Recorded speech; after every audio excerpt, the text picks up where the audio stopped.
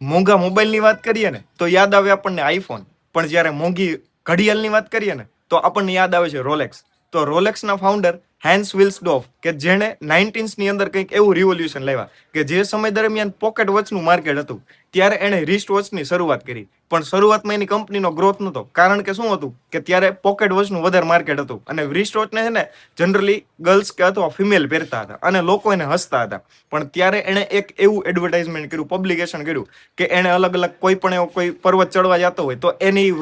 Watch આપશે, અને એ watch જ્યારે પાછો ફરીને આવશે તો એને શું થશે કે ભાઈ એનો જે વોચ છે એ પરફેક્ટ ટાઈમ બતાવશે. તો એનો મતલબ એમ કે બધા એંગલ્સની અંદર રિલાયબલ હતી. તો એમ કરતા કરતા એનો ગ્રોથ ખૂબ થાય છે અને ખૂબ માર્કેટ વધી જાય. પણ અંતે કંઈક એવું બને કે એમની જે વાઇફ છે, એમની વાઇફની ડેથ થઈ જાય અને આખી સીન છે આખો ફરી જાય કે ભાઈ એની જે કંપની છે એ કંપની એક ચેરિટેબલ ટ્રસ્ટને આપી દે છે કે ભાઈ હવે પછી કોઈ પણ એવો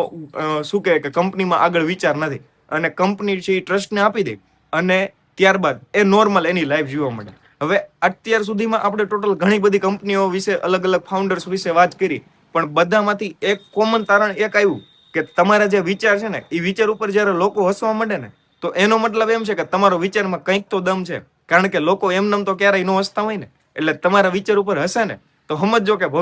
ભવિષ્યની અંદર તમે પણ કંઈક કંપની તો ઠીક છે પણ કંઈક દુનિયામાં કંઈક અલગ તો બનવાના જ છો.